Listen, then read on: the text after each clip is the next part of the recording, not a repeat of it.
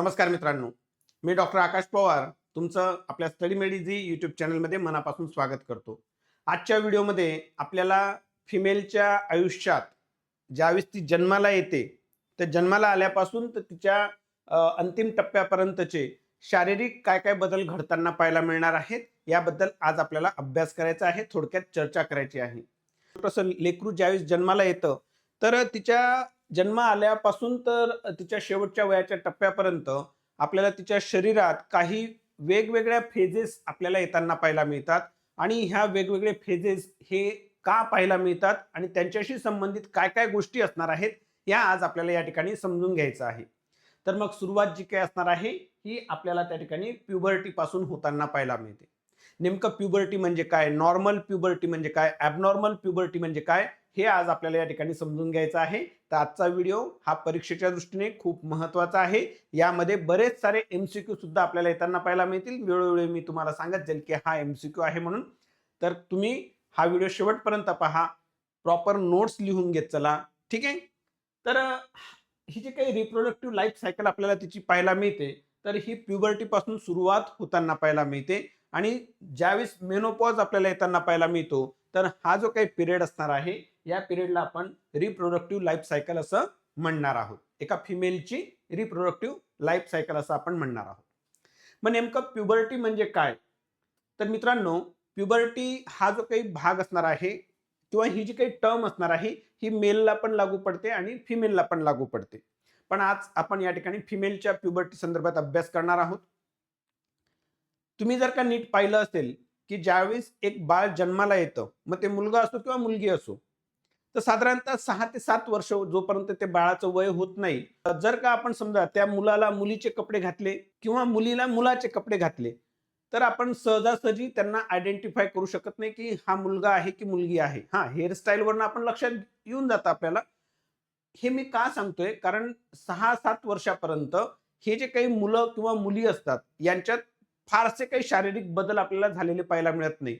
आणि याच कारणामुळे जर का तुम्ही भगवान श्रीकृष्णांच्या बालपणातले जे पण काही टीव्ही सिरियल्स पाहत असाल, तर यामध्ये त्या भगवान श्रीकृष्णाचा रोल प्ले करणारं जे काही पात्र असणार आहे, ही मुलगी आहे. भरपूर साऱ्या सीरियल्समध्ये त्या पात्राला, त्या भूमिकेला एका मुलीने साकारलेलं आहे. याच्यामागचं कारणच ते आहे की परमेश्वर हा खूप उदात्त आहे, खूप मोठा विजन त्याच्यासमोर आहे आणि हे टप्प्याटप्प्याने तुम्हाला समजेल. आजच नाही कळणार. संपूर्ण सब्जेक्टचा अभ्यास ज्यावेळेस तुम्ही कराल, की त्यावेळेस तुम्हाला कळेल, की अरे यार, परमेश्वर किती ताकदवान आहे ना. तर विषय असा आहे, की एक 7-8 वर्षानंतर मग ती जी काही मुलगी असेल किंवा मुलगा असेल, हिच्यात आपल्याला काही शारीरिक बदल होताना पाहायला मिळतात. आणि हे जे काही बदल असतात, हे खूप महत्त्वाचा, हा जो काही फेज असणार आहे या मुलीच्या आयुष्यातला, हा खूप महत्त्वाचा असतो. कारण या फेजमध्ये, या ड्युरेशनमध्ये तिच्या शारीरिक आणि मानसिक बदल आपल्याला होताना पाहायला मिळत असतात, की जे तिच्या येणाऱ्या पुढच्या संपूर्ण आयुष्यासाठी खूप महत्त्वाचा भाग आपल्याला प्ले करत असतानाचं पाहायला मिळतात. तर मित्रांनो, चला आज आपल्याला त्याच गोष्टीबद्दल समजून घ्यायचंय. तर नेमकं प्युबर्टी आपण कशाला म्हणणार आहोत? तर प्युबर्टीची जी काही डेफिनेशन असणार आहे, puberty is the period of growth. एक ग्रोथ आपल्याला होताना पाहायला मिळते. पण ही जी काही ग्रोथ असणार आहे, ही फिजिकल ॲज वेल ॲज सायकॉलॉजिकल ग्रोथ दोन्ही कन्सिडर करा. ठीक आहे. तुर्तास जरी आपण या ठिकाणी अनाटॉमिकल फिजिओलॉजिकल चेंजेस बद्दल अभ्यास करत असलो, परंतु त्यासोबत तिच्यात सायकॉलॉजिकल चेंजेस पण होणार आहेत, हे विसरून चालणार नाही. ठीक आहे ना. तर puberty is the period of growth in a girl to the adulthood. मग ती बाल्य अवस्थेतून तारुण्य अवस्थेत आपल्याला पदार्पण करत असतानाच पाहायला मिळते. आणि हे जे काही ग्रोथ आपल्याला होताना पाहायला मिळते तिच्या शरीरामध्ये, या ग्रोथ सोबत आपल्याला त्या ठिकाणी तिच्यामध्ये appearance of secondary sexual characters हे आपल्याला पाहायला मिळत आहेत. म्हणून प्युबर्टीची डेफिनेशन आपण अशा प्रकारे लिहिणार आहोत. Puberty is the period of growth in a girl to adulthood with gradual development of secondary sex characteristics. तर हे कॅरेक्टरिस्टिक्स पण कुठले असणार आहेत हे आपण आज समजून घेणार आहोत. तर साधारणतः वयाच्या 8व्या वर्षापासून ते वयाच्या 16व्या वर्षापर्यंत आपल्याला या ठिकाणी हा प्युबर्टीचा ड्युरेशन असणार आहे. हे काय ना मुलांनो, ग्रॅज्युअल डेव्हलपमेंट आहे ही. हे असं एका रात्रीतनं नाही होणार आहे. म्हणून सुरुवात तिची आपल्याला 8व्या वर्षापासून होताना पाहायला मिळते आणि जो काही प्युबर्टी कंप्लीट होण्याचा जो काही फेज असणार आहे हा आपल्याला 16व्या वर्षापर्यंत पाहायला मिळतो मुलीमध्ये. आणि तीच प्युबर्टीचा ऑनसेट आपण मुलामध्ये जो काही असणार आहे हा 9व्या वर्षापासून ते 18व्या वर्षापर्यंतचा आपल्याला हा कालखंड ज्याला असणार आहे त्यांच्या आयुष्यातला, याला आपण प्युबर्टी म्हणणार आहोत. मग ही जी काही प्युबर्टीचा बदल आपल्याला होताना पाहायला मिळतोय, हा जो काही प्युबर्टीमध्ये चेंजेस आपल्याला होताना पाहायला मिळणार आहेत, यासाठी बरेच सारे फॅक्टर्स रिस्पॉन्सिबल असतात. त्यातला सगळ्यात पहिला महत्वाचा फॅक्टर असणार आहे जेनेटिक्स. जेनेटिकली ती जी काही मुलगी असणार आहे किंवा मुलगा असणार आहे, हे आपल्याला खास करून मुलींच्या बाबतीत आपण चर्चा करणार आहोत. तर जेनेटिकली ती जी काही मुलगी असणार आहे ही हिच्यात कुठल्या प्रकारचे डिफिसिट नको असले पाहिजे, डिसऑर्डर्स नको असल्या पाहिजेत. त्यासोबत दुसरा जो महत्वाचा भाग असणार आहे तो असणार आहे न्यूट्रिशन अँड बॉडी वेट. मी तर म्हणतो की सगळ्यात महत्वाचा प्युबर्टीला डिले करणं किंवा प्युबर्टीशी संबंधित ज्या पण काही अडचणी आपल्याला पाहायला मिळतात, खास करून डिलेड प्युबर्टीच्या बाबतीत चर्चा करतोय, तर यामध्ये आपल्याला न्यूट्रिशन अँड बॉडी वेट हा खूप महत्वाचा भाग पाहायला मिळतो. जर का प्रॉपर डाएट असेल, वेट व्यवस्थित असेल according to the age, according to the height, मग आपल्याला प्युबर्टी जो काही हा पिरियड असणार आहे हा आपल्याला एक प्रकारे स्मूथ असतानाचा पाहायला मिळत असतो. त्यासोबत सायकोलॉजिकल स्टेट खूप महत्वाचा आहे. संपूर्ण गायनेकॉलॉजी किंवा संपूर्ण ऑब्स्टेट्रिक्स मध्ये किंवा आपण म्हणू की संपूर्ण मुलीच्या त्या स्त्रीच्या आयुष्यात हा सायकोलॉजिकल फॅक्टर खूप महत्वाचा रोल प्ले करतो. म्हणून खूप साऱ्या पुस्तकांमध्ये आपल्याला या ठिकाणी मेडिटेशन करायला ऍडवाइस केलं जात असतं. त्यासोबत आपल्या हिंदू धर्मामध्ये आपण पाहत असतो की देवपूजेला किती महत्व दिलं जातं. देवपूजा म्हणजे ही एक फक्त धार्मिक गोष्ट नाहीये, एका स्त्रीसाठी म्हणतोय किंवा एका पुरुषालाही ते ऍप्लिकेबल आहे, परंतु इथं स्त्रीच्या विषयी आपण चर्चा करत आहोत म्हणून मी स्त्री हा शब्द वापरतोय. तर हा फक्त एक धार्मिक भाग नाहीये, तर यासोबत मेडिटेशन होतं. ज्यावेळेस देवपूजा केली जात असते, जपमाळ केली जात असते, त्यावेळेस एक प्रकारचं ध्यान, एक प्रकारची मानसिक शांतता तिला प्राप्त होत असते आणि ते एक सायकोलॉजिकली तिला स्ट्रॉंग करण्याची मदत करत असतानाचं पाहायला मिळतं. तर हा भाग खूप महत्वाचा आहे. त्यासोबत सोशल कल्चर कसं आहे हे पण खूप महत्वाचं असतं आणि त्यासोबत एक्सपोजर टू सनलाईट, सनलाईटला किती एक्सपोजर आहे हा पण भाग कुठे ना कुठे या फिमेलच्या या प्युबर्टीशी संबंधित आपल्याला रिलेटेड असलेलं पाहायला मिळतं. मग आता यानंतर ह्या गोष्टी समजून घेतल्यानंतर तर नेमकं प्युबर्टीमध्ये ही जी काही छोटीशी आपली दिदी आहे हिच्या शरीरामध्ये काय काय बदल होताना पाहायला मिळतात, काय काय गोष्टी चेंज होताना पाहायला मिळतील त्या आपल्याला समजून घ्यायच्या आहेत. मग यामध्ये ग्रोथ स्पर्ट असणार आहे, ब्रेस्ट बडिंग असणार आहे ज्याला थेलर्की म्हटलं जात असतं, pubic and axillary hair growth होणार आहे ज्याला आपण ॲडनार्की म्हणत असतो. त्यासोबत peak growth in a height, height आपल्याला वाढताना पाहायला मिळत असते आणि त्यासोबत सगळ्यात महत्वाचा भाग जो असणार आहे ज्याला आपण अपीअरन्स ऑफ मेन्स्ट्रुएशन किंवा त्याला आपण मेनार्की असं आपण म्हणत असतो. तर या गोष्टी तिच्या एकंदरीत शरीरामध्ये किंवा प्युबर्टीच्या त्या ड्युरेशनमध्ये घडताना पाहायला मिळत असतात. मग यामध्ये ग्रोथ स्पर्ट जी असणार आहे, तर ही जी काही ग्रोथ स्पर्ट असणार आहे तिचं आपल्याला सगळ्यात पहिले जो काही फर्स्ट पार्ट असणार आहे तो ग्रोथ स्पर्ट, तिची उंची वगैरे वाढायला आपल्याला सुरुवात होताना पाहायला मिळते ग्रॅज्युअली. त्यासोबत ब्रेस्ट बडिंग म्हणजे it is the first sign of sexual maturation ज्याला आपण थेलार्की म्हणतो, आपण डिटेलमध्ये अभ्यास करणारच आहोत. Pubic and axillary hair growth spurt आणि मेन्स्ट्रुएशन.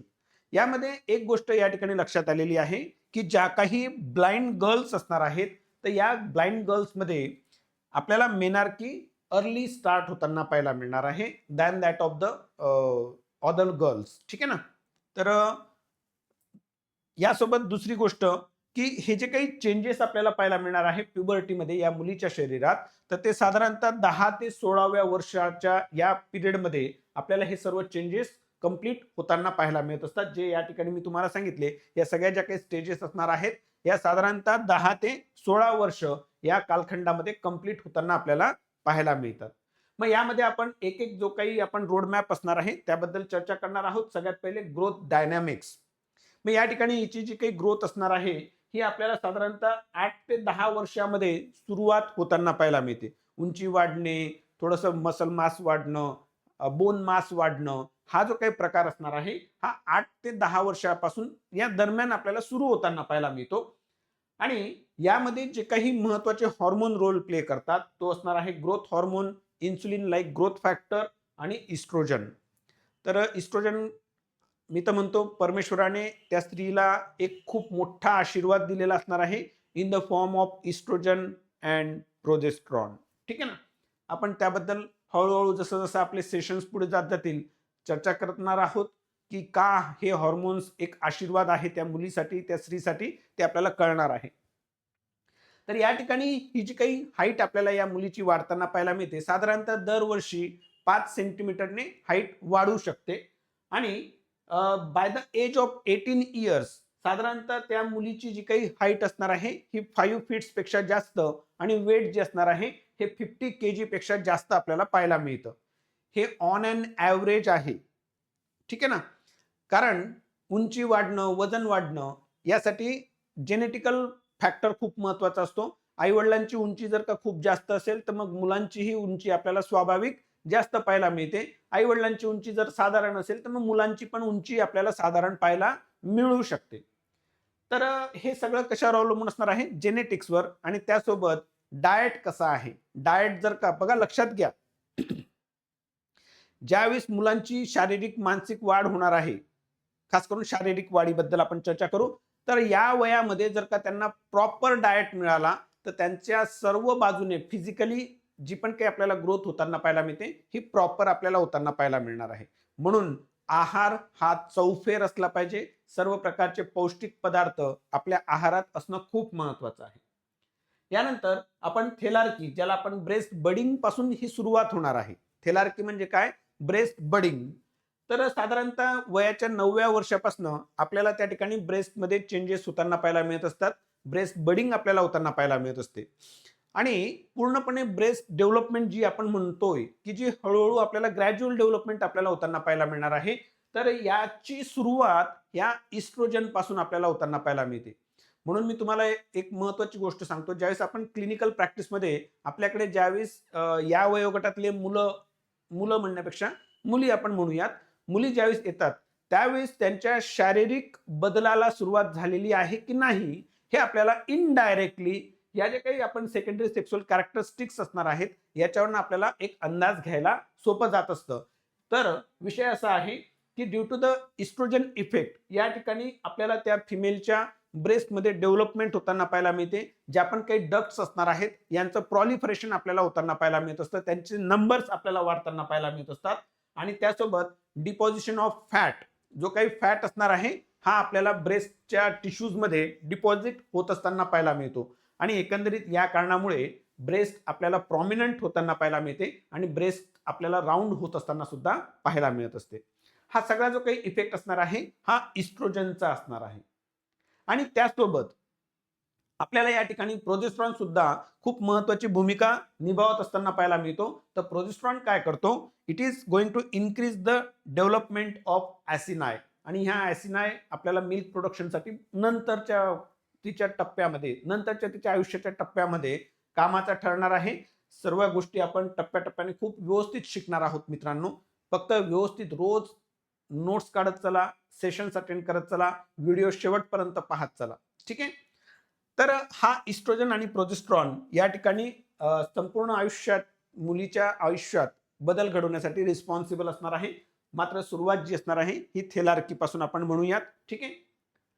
यानंतर आपल्याला काही प्युबार्की, ज्याला आपण adrenal function and hair growth, ही कशा प्रकारे होणार आहे, यासाठी कुठला हॉर्मोन रिस्पॉन्सिबल आहे हे पण आपल्याला समजून घ्यायचंय. तर first appearance of pubic hair at puberty. Pubarche म्हणजे काय, किंवा याला काही वेळेस ॲड्रेनार्की पण म्हटलं जात असतं. It is the first appearance of pubic hair at puberty. तर प्युबर्टीला ज्यावेळेस ज्यावेळेस आपल्याला या ठिकाणी प्युबिक रिजनमध्ये हेअर ग्रोथ होताना पाहायला मिळते तर त्याला आपण या ठिकाणी प्युबार्की असं म्हणणार आहोत, किंवा काही वेळेस ॲड्रेनार्की पण म्हटलं जात असतं. तर टायमिंग केव्हा असणार आहे? साधारणतः it start along with the breast development. जसं आपल्याला या ठिकाणी आपण पाहिलं की ब्रेस्ट डेव्हलपमेंट जी काही असणार आहे साधारणतः 9th एज पासून आपल्याला सुरुवात होताना पाहायला मिळते. इन द सेम मॅनर हे जे काही ॲड्रेनार्की असणार आहे, प्युबिक हेअर डेव्हलपमेंट असणार आहे, ही पण आपल्याला 9th एज पासून सुरुवात होताना पाहायला मिळत असते. त्यासोबत प्युबिक एरिया मधल्या हेअर ग्रोथ सोबत ॲक्झिलरी हेअर जे असणार आहे हे सुद्धा आपल्याला ग्रो होत असतानाच पाहायला मिळत असतं. तर यासाठी जे काही हॉर्मोन्स रिस्पॉन्सिबल असणार आहे तर तो इस्ट्रोजन असणार आहे, ॲड्रिनल हॉर्मोन्स आणि अँड्रोजन जे असणार आहेत हे आपल्याला रिस्पॉन्सिबल असलेलं पाहायला मिळत असतं. याच्या काही स्टेजेस आहेत मित्रांनो, जे काही मी तुम्हाला ब्रेस्ट डेव्हलपमेंट आपण पाहतो आहोत किंवा हे जे काही प्युबिक हेअर डेव्हलपमेंट पाहत आहोत, तर एका हळूहळू वयामध्ये जसं जसं तिची वाढ होताना पाहायला मिळते, तसे तसे आपल्याला यांच्यात काही चेंजेस पण होताना पाहायला मिळणार आहेत. त्याचा एक चार्ट आहे, तो चार्ट आपण थोड्या वेळाने अभ्यास करणार आहोत. तर यामध्ये हे जे काही फिजिओलॉजिकल चेंजेस आपल्याला होताना पाहायला मिळत आहेत, ज्याच्यात आपण ब्रेस्ट डेव्हलपमेंट पाहतो आहोत. तर मी जसं तुम्हाला सांगितलं, की आपल्याकडे ज्यावेळेस पेशंट क्लिनिकली आपण चेक करणार आहोत, तर इनडायरेक्टली आपल्याला ते काय निरोप देत आहेत, काय मेसेज कन्वे करते त्या पेशंटचे शरीर, हे सेकंडरी सेक्शुअल कॅरेक्टर्स ते आपल्याला समजून घ्यायचं आहे. तर जर का फिमेलमध्ये ब्रेस्ट डेव्हलपमेंट आपल्याला होताना पाहायला मिळते त्या मुलीमध्ये, तर it is indirectly good sign that her hypothalamo pituitary ovarian axis is functioning. हे बघा, महत्वाचा विषय लक्षात घ्या. ज्यावेळेस ब्रेस्ट डेव्हलपमेंट आपल्याला अपियर होताना पाहायला मिळते, हे बघा एक वय असणार आहे. त्या पर्टिक्युलर वयात आपल्याला काही तिच्या शरीरात बदल होताना पाहायला मिळत आहेत आणि हे जे काही बदल असणार आहेत, especially in relation with the breast development, हे आपल्याला इस्ट्रोजनमुळे होताना पाहायला मिळत आहेत. आणि हा इस्ट्रोजन कुठून मिळतोय? तर ओव्हरीपासून. आणि ओव्हरीपासून इस्ट्रोजन कुणामुळे मिळणार आहे? तर एफएसएच एलएच मुळे, खास करून एफएसएच मुळे. आणि एफएसएच कुठून मिळतोय? तर पिच्युटरी पासून. पिच्युटरी मधनं एफएसएच कुठून रिलीज होणार आहे? कुणामुळे रिलीज होणार आहे? तर हायपोथॅलॅमस मधनं जो काही जीएनआरएच रिलीज होतो त्याच्यामुळे. म्हणून हा एक प्रकारचा आपल्याला इनडायरेक्ट क्ल्यू असणार आहे, एक मेसेज असणार आहे, की ब्रेस्ट डेव्हलपमेंट व्हायला सुरुवात झालेली आहे. तर याचा अर्थ हा झाला, की जिचा एचपीओ ऍक्सिस जो असणार आहे हा प्रॉपरली फंक्शन करतोय. आणि ज्यावेळेस प्युबिक किंवा ॲक्झिलरी हेअर ग्रोथ आपल्याला होताना पाहायला मिळते, तर तो आपल्याला इनडायरेक्टली काय मेसेज कन्वे करतो, की normal functioning of adrenal glands and androgen level. तर ह्या गोष्टी खूप महत्वाच्या आहेत, की इनडायरेक्टली हे आपल्याला कन्वे होतात मेसेज, की आपल्याला एचपीओ ॲक्सिस किंवा हायपोथॅलॅमो पिट्युटरी ॲड्रिनल ॲक्सिस जो आहे हा प्रॉपरली फंक्शन करत आहे की नाही, हा आपल्याला त्यातनं समजणार आहे. म्हणून मित्रांनो, खूप महत्वाचा विषय आहे. बेसिक कन्सेप्ट आपण चांगल्या जर का करून घेतल्या, तर येणाऱ्या काळात ज्या काही थोड्या मोठ्या टर्म्स असणार आहेत, या आपल्याला चांगल्यापैकी समजत असतानाचं पाहायला मिळतं. तर एक लक्षात घ्या, ब्रेस्ट डेव्हलपमेंटसाठी इस्ट्रोजन आणि कालांतराने मॅच्युरेशनसाठी प्रोजेस्ट्रॉन हा महत्वाचा आहे. आणि जे पण काही हेअर ग्रोथ होताना पाहायला मिळणार आहे, यामागे ॲड्रिनल ग्लँड किंवा अँड्रोजन्स हे आपल्याला रिस्पॉन्सिबल असलेले पाहायला मिळत असतात. म्हणून पीसीओएसच्या पेशंटमध्ये आपल्याला कुठे ना कुठे हा अँड्रोजन जो असणार आहे, हा महत्वाचा रोल प्ले करत असतानाच पाहायला मिळतो पॅथॉलॉजीसाठी. तर हे आपण कालांतराने ज्यावेळेस आपण ते पीसीओएस किंवा वेगवेगळ्या प्रकारच्या कंडिशन्सचा अभ्यास करू, त्यावेळेस तुम्हाला ह्या कन्सेप्टचं महत्व कळणार आहे. ठीक आहे. चला नेक्स्ट. जसं मी तुम्हाला सांगितलं, की वेगवेगळ्या स्टेजेस आपण या चार्टमधनं समजू शकतो. तर याला आपण टॅनर स्टेज चार्ट असं म्हणणार आहोत. मग यामध्ये stage 1, stage 2, stage 3, stage 4 and stage 5 आपल्याला पाहायला मिळते. तर काही ब्रेस्ट डेव्हलपमेंट आणि काही प्युबिक हेअरमध्ये काय काय डेव्हलपमेंट होणार आहेत, काय काय चेंजेस होणार आहेत, ते आपल्याला ह्या वेगवेगळ्या स्टेजेसमध्ये पाहायला मिळतं. तर स्टेज 1 मध्ये प्री प्युबर्टल असणार आहे कंडिशन ती. तर ओनली इलेव्हेशन ऑफ पॅपिले, जे काही ब्रेस्ट डेव्हलपमेंट आपल्याला पाहायला मिळते, यामध्ये फक्त पॅपिला थोड्याशा इलेव्हेटेड आपल्याला पाहायला मिळणार आहेत. जबकि प्युबिक हेअरमध्ये कुठल्याच प्रकारचे आपल्याला चेंजेस होताना पाहायला मिळत नाही किंवा प्युबिक हेअर पण आपल्याला अपियर होताना पाहायला मिळणार नाहीये. हा जो फेज असणार आहे स्टेज 1, याला आपण असं म्हणू, याला प्री प्युबर्टल आपण असं म्हणू शकतो. स्टेज 2 साधारणतः 9 टू 10 अँड हाफ इयर पर्यंत आपल्याला पाहायला मिळतो. यामध्ये ब्रेस्ट बर्ड्स डेव्हलप होणार आहे आणि पॅपिला स्लाइटली इलेव्हेट आपल्याला होताना पाहायला मिळत आहेत. ठीक आहे. आणि प्युबिक हेअरमध्ये स्पेअर म्हणजे काय, असे विरळ ज्याला म्हणू, विरळ long hair on either majora, जे काही मेजोरा असणार आहे दोन्ही बाजूने आपल्याला असे थोडेसे लॉंग आणि स्पेअर विरळ हेअर्स आपल्याला अपियर होताना पाहायला मिळतील. स्टेज 3 मध्ये further enlargement of the entire breast tissue. मग स्टेज 3 ही आपल्याला अजून ब्रेस्टमध्ये जी काही आपल्याला ग्रोथ असणार आहे ही आपल्याला होताना पाहायला मिळते. तर मग ही जी काही स्टेज 3 असणार आहे, त्यामध्ये प्युबिक हेअरमध्ये आपल्याला darker and curly hairs over the mons pubis आपल्याला डेव्हलप होताना पाहायला मिळतात. सुरुवातीला जे काही हेअर्स होते हे लॉंग होते. आता हे जे काही हेअर्स असणार आहेत हे आपल्याला थोडेसे कर्ली होताना पाहायला मिळतात. स्टेज 4 साधारणतः 12व्या वर्षी आपल्याला पाहायला मिळत असते. In this stage secondary mount of areola and papilla projecting above the breast tissue. तर ब्रेस्टमध्ये अजून आपल्याला डेव्हलपमेंट होताना पाहायला मिळणार आहे. आणि प्युबिकमध्ये adult type of hair covering the mons only. मग या ठिकाणी मॉन्सला तो अडल्ट टाईप ऑफ हेअर्स जे असणार आहेत हे आपल्याला कव्हर करत असताना पाहायला मिळतात. आणि जी काही स्टेज 5 असणार आहे near about from the 14 to 14.5 year, यामध्ये areola set to general contour of breast. तर ॲरिओला जो काही ब्रेस्टचा जनरल काउंटर असणार आहे त्याला आपल्याला सेट होताना पाहायला मिळतो. आणि adult hair with inverse triangular distribution covering the medial thighs. तर म्हणजे आपण असं म्हणू की साधारणतः स्टेज 5 मध्ये ब्रेस्ट पण बऱ्यापैकी आपल्याला डेव्हलप होताना पाहायला मिळत असतात आणि प्युबिक हेअर पण एक प्रकारे आपल्याला अडल्ट टाईप जे काय असणार आहे त्या प्रकारे ते डेव्हलप होत असतानाचा पाहायला मिळणार आहे. तर ह्या अशा प्रकारे टॅनर स्टेजेस असणार आहेत. तर वेगवेगळ्या वयामध्ये वेगवेगळ्या स्टेजेस आपल्याला होताना पाहायला मिळतात in relation with the breast development and pubic hair growth as well as the auxiliary hair growth also. हां, ठीक आहे. यानंतर आपल्याला पाहायचं आहे की जेनेटल मॅच्युरेशन आणि मेनार्की. तर हे जे काही प्युबर्टीमध्ये आपल्याला चेंजेस होताना पाहायला मिळत आहेत त्यावेळेस या फिमेलच्या शरीरात जे पण काही जेनेटल ऑर्गन्स असणार आहेत यांच्यात आपल्याला काही बदल होताना पाहायला मिळत असतात. मग ज्यावेळेस ही मुलगी जन्माला येत असते त्यावेळेस तिच्या युटेराइन बॉडी ज्याला आपण कॉर्पस म्हणत असतो आणि सर्विक्स यांचा जो काही रेशिओ असतो हा आपल्याला 1:2 पाहायला मिळतो.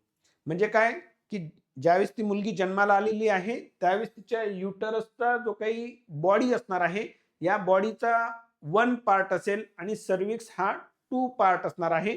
म्हणून तो रेशिओ कसा आहे 1:2. हा युटेराइन बॉडी अँड सर्विक्स याचा रेशिओ आहे. ज्यावेळेस मेनार्की अपियर होत असते, फर्स्ट मेन्सेस अपियर होत असतात त्यावेळेस युटेराइन बॉडी अँड सर्विक्स याचा जो रेशिओ असणार आहे हा 1:1 पाहायला मिळतो. म्हणजे सारखीच आपल्याला त्यांचे डायमेन्शन्स पाहायला मिळणार आहेत. आणि ज्यावेळेस ती मुलगी अडल्ट होत असते तर अशा वेळेस त्या ठिकाणी बॉडी आणि सर्विक्स याचा जो काही रेशिओ असणार आहे हा 2:1 असणार आहे.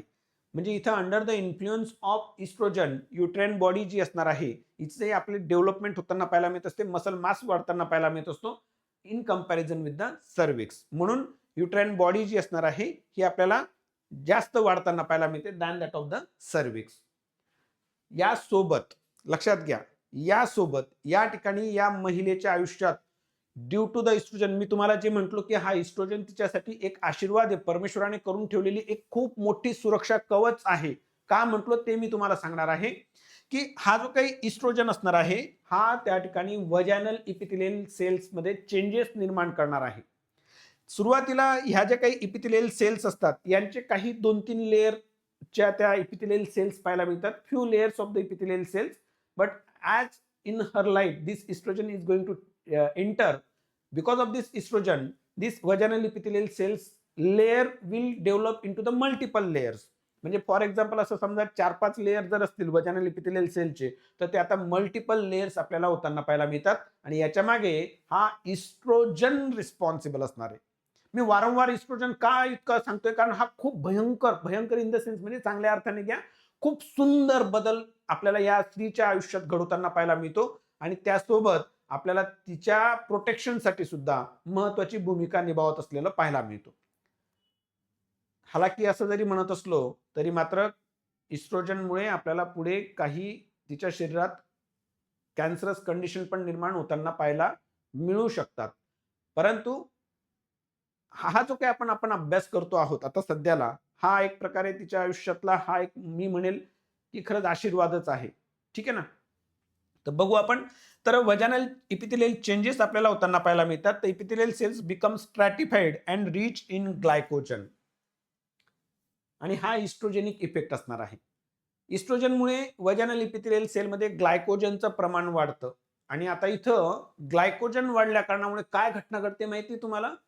तर ग्लायकोजन वाढल्या कारणामुळे इथं तिच्या ज्या काही वजानल इपिथेलियल फ्लोरा असणार आहे किंवा वजानल फ्लोरा आपण म्हणू बॅक्टेरियल फ्लोरा, तर यामध्ये एक डॉटरलाइन बॅसिलाय असणार आहेत.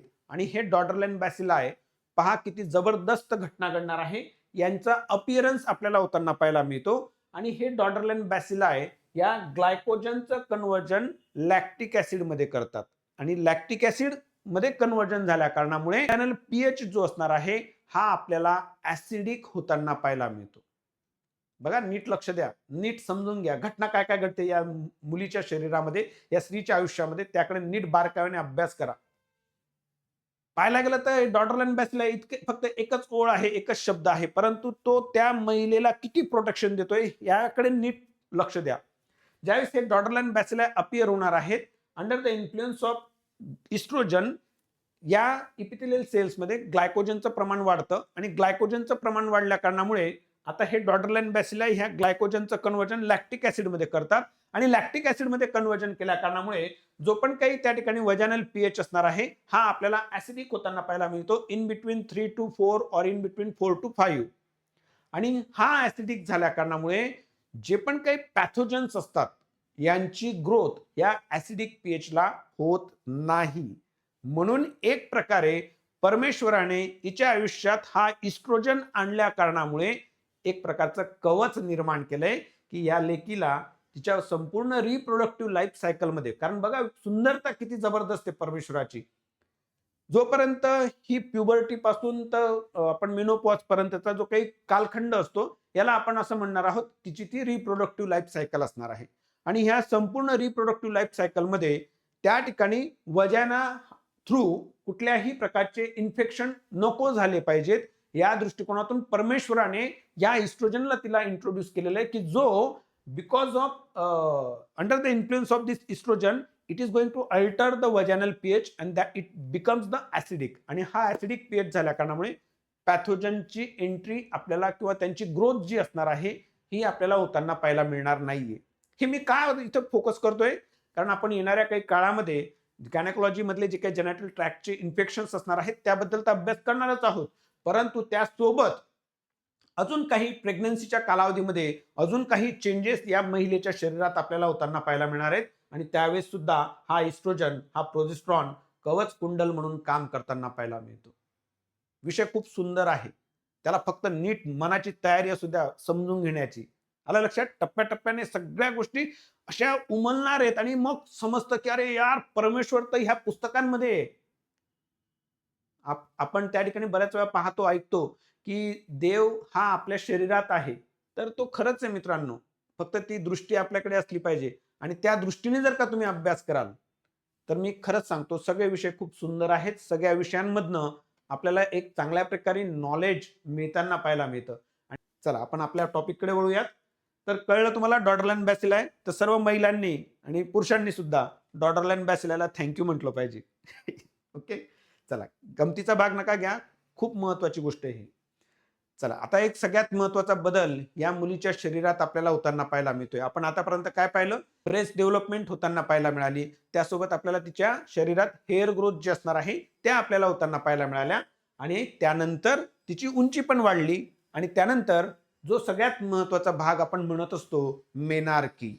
तर मेनार्की म्हणजे काय? It is a first menstruation or we can say it is appearance of first menses in her life. तिच्या आयुष्यातली फर्स्ट मेन्सेस ज्यावेळेस येणार आहे तर त्या कंडिशनला, त्या घटनेला आपण मेनार्की असं म्हणणार आहोत. ॲव्हरेज एज जे असणार आहे इंडियन कल्चरमध्ये, इंडियन फिमेल्समध्ये, तर ते 13.5 वर्षाचं आपल्याला पाहायला मिळतं इंडियन गर्ल्समध्ये. परंतु रेंज जी असणार आहे मेनार्कीची, जी काही रेंज असणार आहे ही 10 इयर्स टू 16 इयर्स पर्यंत आपल्याला पाहायला मिळते. हे बघा या ठिकाणी आपल्याला एमसीक्यू येताना पाहायला मिळतात, तर ते कशा पद्धतीने लक्षात ठेवायचे हे पण मी सांगणार आहे. In relation with the menarche कायम लक्षात ठेवायचं आपल्याला की अप्पर एज लिमिट हे 16 इयर्स असणार आहे. 16व्या वर्षापर्यंत तिच्यात फर्स्ट मेन्सेस अपियर झाल्या पाहिजे आणि त्यानंतर जर का अपियर होत असतील तर त्याला आपण डिलेड प्युबर्टी म्हणणार आहोत. आता हे कसं लक्षात ठेवायचं की 16वं वर्ष हे कसं लक्षात ठेवायचं? तर आपल्या मराठीमध्ये एक गाणं आहे, 16वं वरीस धोक्याचं ग, 16वं वरीस धोक्याचं. का म्हटलंय 16वं वरीस धोक्याचं?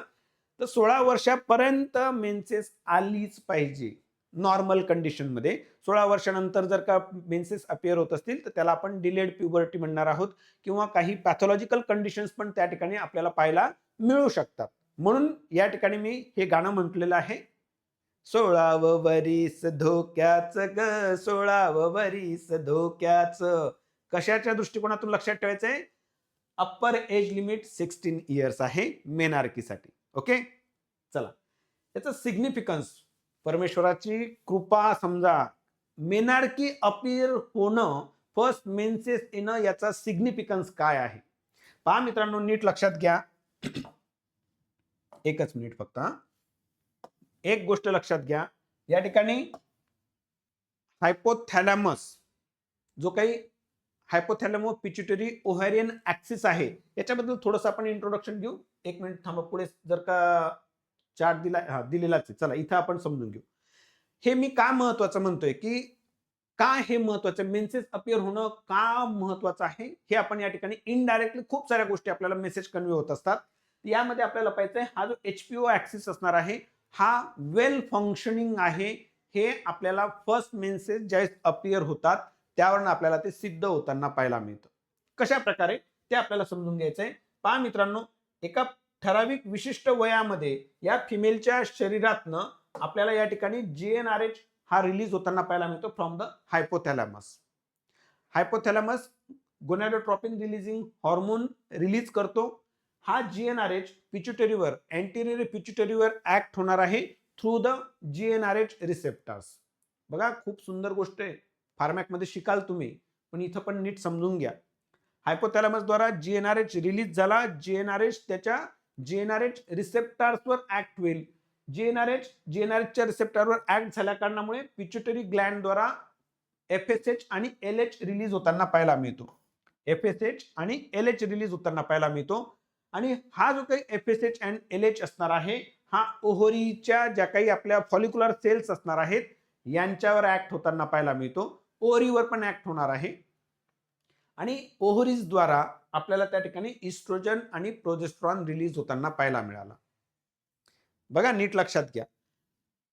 आता याच्या पुढच्या गोष्टी आपण अगोदर शिकलो, म्हणजे इस्ट्रोजन रिलीज झाला तर मग आपल्याला त्या ठिकाणी त्या फिमेलमध्ये ब्रेस्ट डेव्हलपमेंट होताना पाहायला मिळते, युटेराइन चेंजेस होताना पाहायला मिळतात, ओव्हेरियन चेंजेस होताना पाहायला मिळतात, वजानल इपिथेलियल चेंजेस होताना पाहायला मिळतात ड्यू टू द इस्ट्रोजन. पण आपल्याला ज्यावेळेस दिसताना पेशंट ज्यावेळेस आपण क्लिनिकली पाहत असतो त्यावेळेस आपल्याला त्याचं ब्रेस्ट डेव्हलपमेंट दिसते, तर ही इस्ट्रोजनमुळे झाली. आणि इस्ट्रोजन आला कुठून, तर इस्ट्रोजन आला ओव्हरीज पासून. ओव्हरीज पासून कशामुळे आला, तर एफएसएच एलएच मुळे आला. एफएसएच एलएच कोणामुळे आला, पिट्युटरीमुळे आला. पिट्युटरीला ऍक्टिव्हेट कोणी केलं, जीएनआरएच ने. जीएनआरएच कुठून आला, हायपोथॅलॅमस मधनं. तर हा एक महत्वाचा क्लिनिकल सिग्निफिकन्स असणार आहे, की जर का मेन्सेस अपिअर झाले तर मग इस्ट्रोजन प्रोजेस्टेरॉन आहे, ओव्हरीज आहेत वेल फंक्शनिंग, पिट्युटरी वेल फंक्शनिंग आहे, हायपोथॅलॅमस वेल फंक्शनिंग आहे. तर हा खूप महत्वाचा एक क्लिनिकल सिग्निफिकन्स आपल्याला पाहायला मिळतो. यासोबत दुसरा महत्वाचा क्लिनिकल सिग्निफिकन्स काय असणार आहे, की जे पण काही जेनेटल ऑर्गन्स असणार आहेत हे अडल्ट साईजचे आपल्याला झालेले पाहायला मिळत आहेत. क्लिनिकल सिग्निफिकन्स काय असणार आहे, की आता ह्या फिमेलच्या जे काही जेनेटल ऑर्गन्स असणार आहेत हे अडल्ट साईजचे झालेले असणार आहेत, विच त्याच्या सोबत मेन्सेस अपिअर झाल्या. याचा अर्थ हा पण झाला मित्रांनो, की जो काही जेनेटल ट्रॅक आहे याच्यात कुठल्याच प्रकारचं ऑब्स्ट्रक्शन नाहीये, म्हणूनच आपल्याला अपिअरन्स ऑफ मेन्सेस होताना पाहायला मिळतात. पॅटेंट जेनेटल ट्रॅक आहे आणि यासोबत जो काही एंडोमेट्रियम असणार आहे हा इस्ट्रोजन प्रोजेस्टेरॉनला रिस्पॉन्सिव्ह आहे, हे सुद्धा आपल्याला या ठिकाणी समजत असतानाच पाहायला मिळतं. आणि यानंतर ज्यावेळेस मेन्सेस अपिअर होत असतात तर तो एक प्रकारचा आपण फिजिओलॉजिकल सिग्नल म्हणू, की now this girl is ready for the reproduction. तर ह्या सगळ्या गोष्टी या एका मेन्सेसने अपिअर होताना आपल्याला पाहायला मिळत असतात, समजत असतात. म्हणून काही वेळेस ज्यावेळेस मुलींमध्ये मेन्सेस अपिअर होत असते फर्स्ट मेन्सेस, तर त्याला सेलिब्रेट सुद्धा केलं जात असतं. म्हणजे याला एका वेगळ्या अँगलने आपल्याला पाहायचंय, की ते मेन्सेस अपिअर होणं म्हणजे आपली लेक जी आहे ही ह्या सर्व जो काही एचपीओ ऍक्सिस असणार आहे, एचपीए ऍक्सिस असणार आहे, जेनेटल ऑर्गन्स असणार आहेत, हे आपण म्हणू की नॉर्मल आहेत आणि वेल फंक्शनिंग आहेत ना. तर हा एक इनडायरेक्ट मेसेज असणार आहे. पण मात्र इथे एक गोष्ट आपल्याला लक्षात ठेवायची आहे, की काही फिमेल्समध्ये मेन्सेस अपिअर होताना पाहायला मिळणार नाहीत किंवा डिलेड मेन्सेस होताना पाहायला मिळणार आहेत. तर त्यामध्ये सगळ्यात महत्वाचं कारण जे काही ठरतं ते माल न्यूट्रिशन मेजर कॉज आहे. म्हणून ज्यावेळेस आपले लेकरं एका वयामध्ये येत असतात, ज्याला आपण प्युबर्टी म्हणू, तर अशा वेळेस त्यांचा डाएट हा चौफेर असला पाहिजे. फक्त एकाच प्रकारचे फूड्स त्यांना दिले नको गेले पाहिजे. त्यांना आपण प्रेमाने समजून सांगा. थोडे ते वयाने मोठे झालेले असतात, तर त्यांना त्या पद्धतीने पण आपल्याला शिकवलं पाहिजे, की तुझ्या शरीरात सर्व प्रकारचे न्यूट्रिशियस सबस्टन्सेस डाएट जाणं हे तुझ्या आजसाठी नाही तर तुझ्या भविष्यासाठी खूप महत्वाचं आहे. आज पण महत्वाचं आहे आणि भविष्यासाठी पण महत्वाचं आहे. तर हा खूप महत्वाचा फॅक्टर आहे. क्लिनिकल सिग्निफिकन्स असणार आहे अपीअरन्स ऑफ मेन्सेस. यानंतर आपल्याला एंडोक्रायनॉलॉजी जी असणार आहे प्युबर्टीची ती आपल्याला समजून घ्यायची. थोड्या वेळापूर्वी मी तुम्हाला हा HPO ऍक्सिस जो असणार आहे हा कशा पद्धतीने आणि का महत्वाचा आहे हे समजून सांगितलं. आणि त्याच्यानंतर जो काही मेकॅनिझम ऑफ ऑनसेट असणार बघा, परत सांगतो मी तुम्हाला, म्हणजे अतिशयोक्ती वाटेल तुम्हाला, मी काही वेळेस शिकवत असताना खूप इन्फ्लुएन्स वाटत असेल तुम्हाला, पण पहा यार, परमेश्वर किती ताकदवान आहे याचा ना अभ्यास जर करायचा असेल तर तुम्ही या विषयाचा सोपा अभ्यास, एक फक्त हा HPO ऍक्सिस समजून घ्या, म्हणजे तुम्हाला लक्षात येईल की परमेश्वर किती ताकदवान आहे. बघा, नीट लक्ष द्या, माझ्याकडे नीट लक्ष द्या. ज्यावेळेस एक मुलगी जन्माला येते ज्यावेळेस एक मुलगी जन्माला येते त्यावेळेस तिच्या शरीरामध्ये हायपोथॅलॅमस आहे, पिट्युटरी ग्लँड आहे, ओव्हरी आहे आणि जेनायटल ऑर्गन्स आहेत. फॉर एक्झाम्पल इथं आपण असं कन्सिडर करू, युटरस आणि सर्व्हिक्स आहे. ठीक आहे. पण एका विशिष्ट वयात आपल्याला त्या ठिकाणी तिच्या शारीरिक बदलाव होत असताना पाहायला मिळतात, म्हणजे ती प्युबर्टीमध्ये. आता हे जे काही हॉर्मोन्स तयार होत आहेत, हे हॉर्मोन्स जे आता तुम्हाला मी इथं सांगितले, हे तर यांच्याद्वारेच तयार होताना पाहायला मिळत आहेत. पण ते विशिष्ट हॉर्मोन रिलीज होण्यासाठी एक वय असणार आहे आणि ती गोष्ट केव्हा रिलीज होणार आहे हे रेग्युलेट करण्यासाठी काही घटना आपल्या शरीरात घडताना पाहायला मिळतात. आता फिमेल तीच आहे हा, ज्यावेळेस ती प्युबर्टीमध्ये येते, मेनार्की येणार आहे. आता तिच्या पुढच्या रिप्रोडक्टिव्ह एज पर्यंत म्हणजे अप टू द मेनोपॉज आपल्याला त्या ठिकाणी मेन्स्ट्रुएशन होताना पाहायला मिळतं. इन बिटवीन ती प्रेग्नन्सी जर राहिली तर प्रेग्नन्सीमध्ये पण आपल्याला काही फिजिओलॉजिकल चेंजेस होताना पाहायला मिळणार आहेत. तेव्हा सुद्धा हेच HPO ऍक्सिस जो असणार आहे हाच आपल्याला काम करताना पाहायला मिळणार आहे. आणि ज्यावेळेस मेनोपॉज होतो त्यानंतर सुद्धा पहा, नीट लक्षात घ्या, मेनोपॉज नंतर सुद्धा तिच्या शरीरात हा HPO ऍक्सिस काम करत असतो. परंतु आता मेन्स्ट्रुएशन डिसअपिअर होताना पाहायला मिळतात, मेन्सेस डिसअपिअर होताना पाहायला मिळतात. म्हणजे किती जबरदस्त ताकद आहे की परमेश्वर एका क्षणाला एक असा आयुष्यातला क्षण असणार आहे की त्यावेळेस मेन्सेस अपिअर करणार आहेत, काही फिजिओलॉजिकल चेंजेस करणार आहे. त्यासोबत ड्युरिंग प्रेग्नन्सी अजून काही फिजिओलॉजिकल चेंजेस तिला प्रोटेक्ट करण्यासाठी करणार आहे, बाळाला जिवंत ठेवण्यासाठी, सुखरूप जन्म देण्यासाठी फिजिओलॉजिकल चेंजेस प्रोड्यूस होणार आहेत. डिलिव्हरी झाल्यानंतर अजून त्या बाळाला त्या ठिकाणी आईचं ते अमृत ज्याला म्हणू आपण, स्तनपान झालं पाहिजे म्हणून अजून काही फिजिओलॉजिकल चेंजेस करणार आहे. आणि ज्यावेळेस तिचं वय पूर्ण होतंय, रिप्रोडक्टिव्ह एज पूर्ण होतंय, त्यावेळेस वय वाढलेलं असतं. लक्षात घ्या, वय वाढले. आता ही जी काही स्त्री असणार आहे ही आपण म्हणू की रिप्रोडक्शनसाठी ती फिजिकली मेंटली आपण म्हणू की ती एबल नाहीये, म्हणून तिला तो शारीरिक मानसिक एक प्रकारचा स्ट्रेस असतो, तो झाला नको पाहिजे म्हणून एका विशिष्ट वयानंतर तिला मेन्सेस डिसअपिअर होताना पाहायला मिळतात आणि परत अजून तिच्या शरीरात काही फिजिओलॉजिकल चेंजेस होताना पाहायला मिळणार आहेत. तर ही सगळी सिक्वेन्स जी सांगतोय ही आपल्याला कुणामुळे घडताना पाहायला मिळते, ह्या ऍक्सिसमुळे. हा ऍक्सिस तिच्या जन्मापासून तर तिच्या मृत्यूपर्यंत काम करणार आहे, पण मात्र एका विशिष्ट वयात, एका वेगवेगळ्या वयाच्या टप्प्यामध्ये, फेजमध्ये हा ऍक्सिस वेगवेगळ्या प्रकारचे ऍक्शन्स प्रोड्यूस करणार आहे. आणि ह्या सगळ्या गोष्टी आपल्याला एक प्रकारे त्या परमेश्वराची शक्ती किती जबरदस्त आहे हे आपल्याला दाखवून देतं. मला माहिती मी विषयापासून डायव्हर्ट झालेलो आहे, पण लक्षात घ्या, मला तुम्हाला काय समजून सांगायचंय, आपण एक डॉक्टर बनतोय, आपण एक मेडिकल स्टुडंट आहोत, तर ह्या गोष्टी खूप मॅटर करतात एक आध्यात्मिक दृष्टिकोनातून आणि आपल्या विषयाला सोपं करण्याच्या दृष्टिकोनातून. आलं लक्षात? तर मग आता हा जो काही मेकॅनिझम असणार आहे अप टू द, बघा आता अजून सुंदरता काय, up to the age of 6 to 8 years, वयाच्या 6 ते 8 वर्षापर्यंत हायपोथॅलॅमस द्वारा GnRH चा रिलीज होत नाही. GnRH रिलीज होत नाही म्हणून LHFSH रिलीज होत नाही. LHFSH रिलीज होत नाही म्हणून तो ओव्हरीवर आपल्याला ऍक्ट होताना पाहायला मिळत नाही आणि ओव्हरीवर ऍक्ट होत नाही म्हणून इस्ट्रोजन येत नाही. किती सुंदरता आहे. असं काय कारण असेल की एका विशिष्ट वयानंतर म्हणजे 8 वर्षानंतर, 9 वर्षानंतर आपल्याला तिच्या शरीरामध्ये इस्ट्रोजनचं थोडं थोडं प्रमाण वाढताना पाहायला मिळतं. याच्या मागचं एक कारण आहे की आता जरी असं इथं म्हणत असलो मी तुम्हाला की तिच्या आयुष्यात इस्ट्रोजनने प्रवेश केला, ऍक्च्युली हा प्रवेश खूप अगोदरपासून झालेला असतो, परंतु तो खूप सौम्य स्वरूपात असतो, खूप कमी प्रमाणात असतो. तिच्या सर्क्युलेशनमध्ये हा estrogen near about 10 PN per ml इतक्यापेक्षा कमी असतो. आणि सुंदरता काय आहे की खूप कमी लेवलमध्ये, खूप कमी प्रमाणात हा इस्ट्रोजन तिच्या शरीरात असतो आणि हा निगेटिव्ह फीडबॅक मेकॅनिझम प्रोड्यूस करणारे हायपोथॅलॅमसवर, आणि त्या कारणामुळे या ठिकाणी GnRH आणि LH-FSHचा रिलीज होताना पाहायला मिळत नाही. याच्या मागचं परत कारण काय आहे ते पण समजून घ्या, की सर्क्युलेशनमध्ये इस्ट्रोजनचं प्रमाण फार कमी आहे. केव्हा? At the age of up to the age of 6 to 8 years खूप कमी आहे, नगण्य आहे. परंतु हे जे काही हायपोथॅलॅमस किंवा पिच्युटरी असणार आहे, या इस्ट्रोजनला खूप हायपर सेन्सिटिव्ह असतो. आणि हा खूप हायपर सेन्सिटिव्ह असल्या कारणामुळे हायपोथॅलॅमस पिच्युटरीद्वारा LH-FSHचा आणि GnRHचा रिलीज होताना पाहायला मिळत नाही. पण ज्यावेळेस ही आपल्याला एका त्या विशिष्ट वयामध्ये येताना पाहायला मिळते, त्यावेळेस ही जी काही सेन्सिटिव्हिटी असणार आहे टुवर्ड्स द इस्ट्रोजन, हायपोथॅलॅमस आणि पिच्युटरीची, ही आपल्याला कमी होताना पाहायला मिळते आणि त्या कारणामुळे GnRHचा रिलीज होताना पाहायला मिळतो. GnRH मुळे FSH LH रिलीज होताना पाहायला मिळतो आणि पुढे आपल्याला तिच्या आयुष्यात इस्ट्रोजनचा खऱ्या अर्थाने प्रवेश होताना पाहायला मिळतो. विषय काय आहे त्याकडे नीट लक्षात घ्या. GnRH हा जो काही हॉर्मोन आहे हा हायपोथॅलॅमसद्वारा रिलीज होताना पाहायला मिळतो.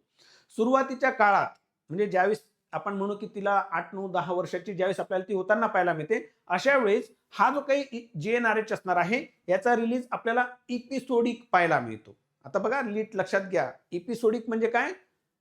आता झाला, नंतर केव्हा तरी होईल, नंतर केव्हा तरी GnRHचा रिलीज होणार आहे. याला आपण इपिसोडिक रिलीज म्हणणार आहोत. परंतु नंतर नंतर हा जो काही GnRHचा रिलीज असणार आहे हा आपल्याला पल्सटाईल होताना पाहायला मिळतो. आणि हा जो काही पल्सटाईल रिलीज असतो हा सुरुवातीला रात्रीच्या वेळीच आपल्याला होताना पाहायला मिळतो. नंतर डे टाइमला पण आपल्याला GnRHचा पल्सटाईल रिलीज होताना पाहायला मिळणार आहे.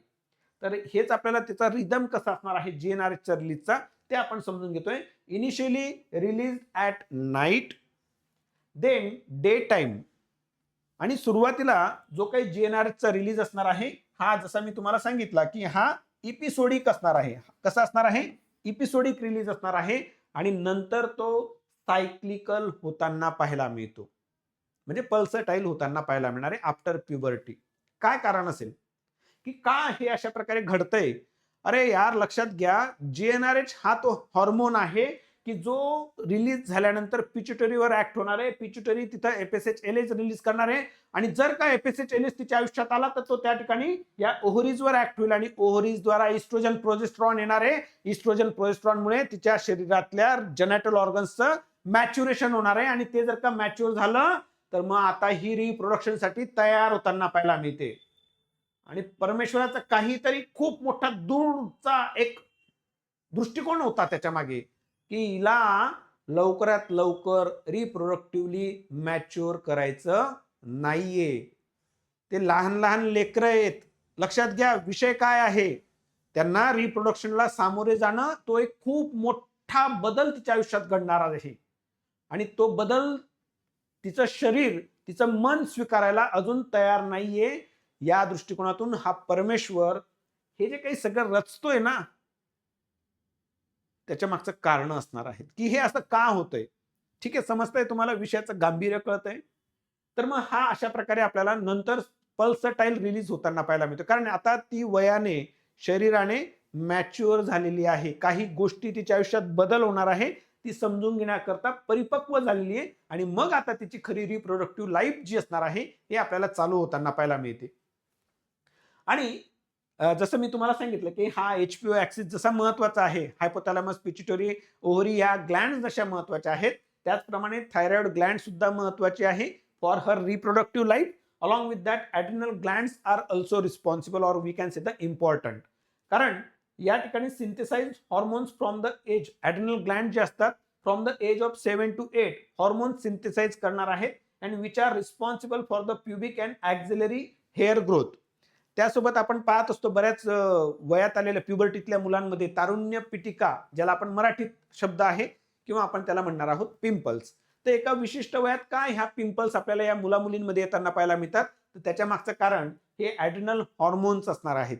मग ह्या त्या सिबॅशियस ग्लँडवर, स्वेट ग्लँडवर ऍक्ट होताना पाहायला मिळतात. खूप जास्त प्रमाणात सिबम तयार होताना पाहायला मिळतं आणि त्या कारणामुळे ऍक्ने, पिंपल्स ज्या काही असणार आहेत या आपल्याला अपिअर होताना पाहायला मिळतात. हा अँड्रोजेनिक इफेक्ट आहे. आणि मुलांमध्ये खास करून आपण पाहत असतो की मुलांचा आवाज 9वी 10वीतले जे काही मुलं असतात, खास करून त्यांच्या बाबतीत म्हणतोय, यांचा आवाज असा घोगरा घोगरा आवाज होताना पाहायला मिळतो. म्हणजे आवाजात बदल होताना पाहायला मिळतो. कंठ फुटणे, ज्याला आपण म्हणतो कंठ फुटला ना तुला, म्हणजे हा आवाज जो चेंज होतोय, तर त्या आवाज चेंज होण्यामागे सुद्धा या ॲड्रेनल ग्लँड्स रिस्पॉन्सिबल असणार आहेत. आलं लक्षात? म्हणजे हा पण काय झाला, हा एक प्रकारचा क्लिनिकल सिग्निफिकन्स झाला, आवाज चेंज झाला. Hair male pattern, hair distribution जर का मेल मध्ये पाहायला मिळतंय, तर अँड्रोजन्स जे असणार आहेत हे ॲड्रेनल ग्लँड्स द्वारा रिलीज होणारे त्यांचं काम आहे हे. आलं लक्षात? यानंतर आपल्याला पुढे समजून घ्यायचंय काही पॅथॉलॉजिकल कंडिशन जे असणार आहेत किंवा ॲबनॉर्मलिटीज म्हणू आपण, त्या आपल्याला या ठिकाणी समजून घ्यायच्या आहेत. त्याच्यात मग सगळ्यात पहिले आपल्याला डिलेड प्युबर्टी समजून घ्यायची. तर डिलेड प्युबर्टीची डेफिनेशन जी असणार आहे ती आपण या ठिकाणी लिहून घ्या. No breast tissue or pubic hair by 13 to 14 years. जर का त्या मुलीचं वय 13 ते 14 वर्ष दरम्यान असेल आणि त्या वयामध्ये जर का ब्रेस्ट डेव्हलपमेंट नसेल किंवा प्युबिक हेअर नसेल, तर अशा वेळेस त्याला आपण डिलेड प्युबर्टी म्हणू शकतो. किंवा or no menarche by 16 years. समजलं? 16व वरीस धोक्याच ग, 16व वरीस धोक्याच, हे लक्षात राहावं तुमच्या, म्हणून सांगितलं अशा प्रकारे की 16व्या वर्षापर्यंत up to the age, by the age of 16 years जर का मेनार्की अपियर नाही झाली तर त्याला आपण डिलेड प्युबर्टी असं म्हणणार आहोत. कॉजेस काय काय असणार आहेत, तर सगळ्यात पहिलं महत्वाचं कॉन्स्टिट्युशनल डिले. कॉन्स्टिट्युशनल डिले म्हणजे काय? वातावरण कसं आहे, खाद्यपदार्थ कसे आहेत, त्यांची आई म्हणजे ती जी काही मुलगी आहे तिची आई, तिची मावशी, तिची आजी यांना मेन्सेस केव्हा अपियर झाल्या होत्या, या हा एक फॅक्टर महत्वाचा रोल प्ले करत असतानाच पाहायला मिळतो. जर समजा त्या मुलीच्या आईला किंवा तिच्या मावशींना किंवा तिच्या आजींना जर का त्यांच्या प्युबर्टीज थोड्याशा डिले आल्या असतील, तर मग स्वाभाविकपणे काही वेळेस या मुलीमध्ये सुद्धा आपल्याला डिलेड प्युबर्टी पाहायला मिळू शकते. त्यासोबत टर्नर सिंड्रोम, ज्याला आपण एक्सो क्रोमोझोम्स म्हणत असतो, ॲबनॉर्मलिटी, ऍक्च्युली 2 एक्स क्रोमोझोम्स पाहिजे असतात, त्यातला जर का एक्स क्रोमोझोम हा अब्सेंट असेल तर त्याला आपण टर्नर सिंड्रोम म्हणत असतो. त्यासोबत कॅल्मन सिंड्रोम, ज्याला आपण आयसोलेटेड गोनॅडोट्रोपिन डिफिशियन्सी पण म्हणत असतो. त्यासोबत हायपोथायरॉइडिझम जर का असेल तर ते पण एक डिलेड प्युबर्टीचं कारण आपल्याला ठरताना पाहायला मिळतं. आणि त्यासोबत ॲड्रेनोजेनायटल सिंड्रोम हा आपण फार्मॅकमध्ये शिकणार आहोत. आणि एक्स्ट्रीम माल न्यूट्रिशन, भरपूर साऱ्या कंडिशनमध्ये डिलेड प्युबर्टीच्या मागे कारण हे एक्स्ट्रीम माल न्यूट्रिशन पाहायला मिळतं. लुकड्या सुकड्या असतात, ठीक आहे, बारीक असतात, body mass according to the height पाहायला मिळत नाही आणि त्यासोबत ॲनिमिक पण असतात ह्या मुली. तर तसं जर असेल तर ते एक महत्वाचं कारण पण आपल्याला ठरताना पाहायला मिळतं. मॅनेजमेंट काय असणार आहे डिलेड प्युबर्टीची, तर जे पण काही कॉज असणार आहे डिलेड प्युबर्टीचं ते कॉज आपल्याला ट्रीट करायचे. खास करून जे नॉन एंडोक्रायनल कॉज असणार आहे, नॉन एंडोक्रायनल डिसीज असणार आहे, ते आपल्याला सगळ्यात पहिले ट्रीट करून घ्यायचे किंवा डायग्नोसिस करून घ्यायचे. इम्प्रूव्ह हेल्थ अँड न्यूट्रिशन, तिचं वजन वाढलं पाहिजे, तिला चांगला डाएट दिला गेला पाहिजे, त्यामुळे आपल्याला ह्या सगळ्या गोष्टी व्यवस्थित नॉर्मली घडताना पाहायला मिळतील. आणि जर का हायपोगोनॅडिझम असणार आहे तर मग अशा वेळी सायक्लिकल इस्ट्रोजन आपल्याला द्यायचं आहे. सुरुवातीला इस्ट्रोजन हा फक्त इस्ट्रोजन दिला जाईल सायक्लिकल, आणि नंतर आपण त्या ठिकाणी प्रोजेस्ट्रॉन पण ऍड करणार आहोत. आता सायक्लिकल इस्ट्रोजन प्रोजेस्ट्रॉन म्हणजे काय, तर ते आपल्याला थोडक्यात मी समजून सांगतो. इथून पुढे बऱ्याच वेळा तुम्हाला हा शब्द आपल्याला येणार आहे, सायक्लिकल इस्ट्रोजन प्रोजेस्ट्रॉन. तर फिमेल मेन्स्ट्रुअल सायकल जी असते, तर बिफोर ओव्ह्युलेशन या फिमेलच्या शरीरात आपल्याला फक्त इस्ट्रोजन पाहायला मिळतो. मेन्स्ट्रुअल सायकल मध्ये बिफोर ओव्ह्युलेशन फक्त आपल्याला इस्ट्रोजन पाहायला मिळतो, अँड आफ्टर ओव्ह्युलेशन इस्ट्रोजन आणि प्रोजेस्ट्रॉन पण पाहायला मिळतो. ठीक आहे, म्हणजे बिफोर ओव्ह्युलेशन फक्त इस्ट्रोजन पाहायला मिळाला, आफ्टर ओव्ह्युलेशन आपल्याला इस्ट्रोजन आणि प्रोजेस्ट्रॉन दोघं पाहायला मिळाले. म्हणजे काय लक्षात आलं तुम्हाला की before and after ovulation estrogen आहे, फक्त आफ्टर ओव्ह्युलेशन प्रोजेस्ट्रॉन ऍड होतोय. म्हणून ज्यावेळेस आपल्याला बाहेरून पेशंटला इस्ट्रोजन प्रोजेस्ट्रॉन द्यायचा असतो, तर ज्यावेळेस त्याला सायक्लिकल इस्ट्रोजन प्रोजेस्ट्रॉन थेरपी म्हटली जाईल, तर जे काही 28 डेजची सायकल आपण कन्सिडर करत आहोत, तर सुरुवातीचे 14 डेज आपण फिमेलला फक्त इस्ट्रोजन देणार आहोत, प्रोजेस्टेरॉन देणार नाहीत, कारण नॉर्मल मेन्स्ट्रुअल सायकलमध्ये पहिल्या फेजमध्ये प्रोजेस्टेरॉन नाहीये. ओव्ह्युलेशनचा नंतरचा जो दुसरा फेज असणार आहे, यामध्ये इस्ट्रोजन पण आहे आणि नंतर प्रोजेस्टेरॉन ऍड होतोय, म्हणजे पोस्ट ओव्ह्युलेटरी फेजमध्ये. म्हणून आपण ठराविक दिवसानंतर 14 दिवसानंतर आपल्याला त्या फिमेलला इस्ट्रोजन सोबत प्रोजेस्टेरॉन पण ऍड करावं लागणार आहे. आणि अशा पद्धतीने ज्यावेळेस इस्ट्रोजन प्रोजेस्टेरॉन दिला जातो, त्यावेळेस त्याला आपण म्हणणार आहोत सायक्लिकल इस्ट्रोजन प्रोजेस्टेरॉन थेरपी. ठीक आहे, आलं लक्षात? आता प्रिकॉशियस प्युबर्टी आपल्याला समजून घ्यायची. प्रिकॉशियस प्युबर्टी आपण कशाला म्हणणार आहोत, नीट लक्ष द्या, खूप महत्वाचं आहे मित्रांनो. डेफिनेशन आहे appearance of secondary sex characters before age 8 or menarche before age 10.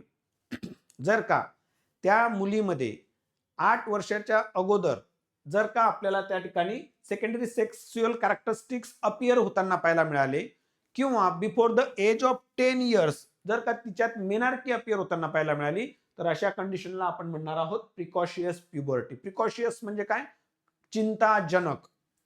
Actually मी तुम्हाला थोड्या वेळापूर्वी म्हटलं की प्युबर्टी म्हणजे मेन्सेस अपियर झाल्या तर तिचं सेलिब्रेशन केलं जात असतं. आणि सेलिब्रेशन केव्हा करतो आपण? ज्यावेळेस आनंद असतो, उत्सव साजरा करत असतो, आपल्याला खुशी होत असते, त्यावेळेस आपण करतो. पण इथं प्रिकॉशियस हा शब्द काय सांगून जातोय की अरे यार, आता ही प्युबर्टी जी असणार आहे किंवा मेन्सेस जे असणार आहेत ह्या चिंताजनक झालेल्या आहेत. का चिंताजनक झाल्या? कारण या लेकीला जे पण काही सेकंडरी सेक्सुअल कॅरेक्टर्स होते की जे आपल्याला 10-11 वर्षानंतर अपियर व्हायला पाहिजे होते, ते आपल्याला तिच्यात 8 वर्षाच्या अगोदरच अपियर होऊन गेल्या. 5-6 वर्षात, बघा विषय खूप गांभीर्याचा आहे, 5-6 वर्षात तिच्यात सेकंडरी सेक्सुअल कॅरेक्टर्स डेव्हलप झाले. त्याच्या 10 वर्षाच्या आत मेनार्की अपियर व्हायला लागली, तर त्याला आपण म्हणणार आहोत प्रिकॉशियस प्युबर्टी. इटिओलॉजी काय असणार आहे? मुळात on the basis of aetiology precocious प्युबर्टीचे 2 टाइप्स आपल्याला पाहायला मिळतात. एक ट्रू प्रिकॉशियस प्युबर्टी आणि दुसरी असणार आहे pseudo precocious puberty. There are the 2 types of precocious puberty. First one is a true precocious puberty and second one is a pseudo precocious puberty. True मध्ये जे पण काही कॉजेस असणार आहेत हे सेंट्रल कॉजेस असणार आहेत. They are related to the HPO axis. Somewhere they are related to the HPO axis. यामध्ये सगळ्यात पहिलं कॉन्स्टिट्युशनल कॉजेस असणार आहेत, ज्याच्यात हे बऱ्याच वेळा कॉमन पाहायला मिळतात. त्यानंतर अर्ली HPO मॅच्युरेशन. काही वेळेस HPO ऍक्सिस जो आहे याचा अर्ली मॅच्युरेशन आपल्याला होताना पाहायला मिळतं, आणि ते जर अर्ली मॅच्युरेशन झालं तर मग आपल्याला या ठिकाणी इस्ट्रोजन प्रोजेस्टेरॉन तिच्या आयुष्यात लवकर येईल, आणि इस्ट्रोजन प्रोजेस्टेरॉन लवकर आला तर पुढच्या ज्या पण काही गोष्टी आहेत त्या पण लवकर होताना पाहायला मिळतात. त्यासोबत इंट्राक्रॅनियल लिजन्स आपल्याला पाहायला मिळू शकतात, आणि त्यासोबत पॉलिसिस्टिक फायब्रस डिस्प्लाझिया जो असणार आहे हा पण आपल्याला त्या ठिकाणी पाहायला मिळू शकतो. These are the central causes. आणि जे काही सुडो प्रिकॉशियस प्युबर्टी असणार आहे यामध्ये आपल्याला पेरिफेरल कॉजेस पाहायला मिळणार आहेत.